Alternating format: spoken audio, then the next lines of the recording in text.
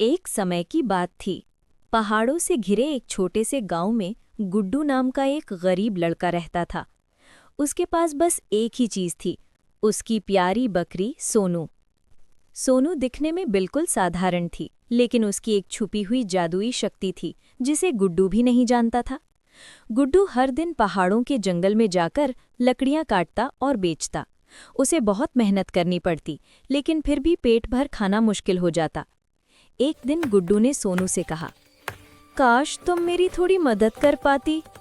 और तभी सोनू ने अपनी बड़ी बड़ी आंखों से गुड्डू की तरफ देखा और झुनझुन की आवाज हुई। लेकिन गुड्डू ने सोचा शायद हवा चली होगी।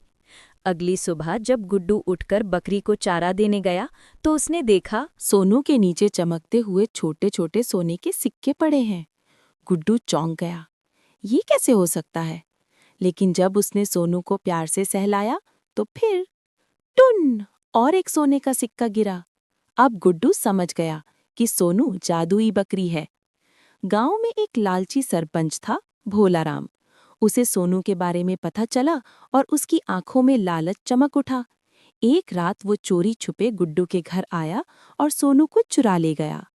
गुड्डू जब सुबह उठा और सोनू गायब देखी तो उसका दिल टूट गया। वो जंगल आखिरकार उसे सोनू की घंटी की टन टन आवाज सुनाई दी।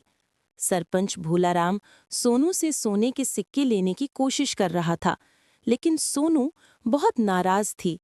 जैसे ही उसने सोनू की रस्सी खींची, अचानक सोनू चमकने लगी और जादुई हवा का तूफान उठ गया। सरपंच उड़कर गोबर के ढेर में जा गिरा। पूरे गांव वाले हंसते हंसते लोटपोट हो गए।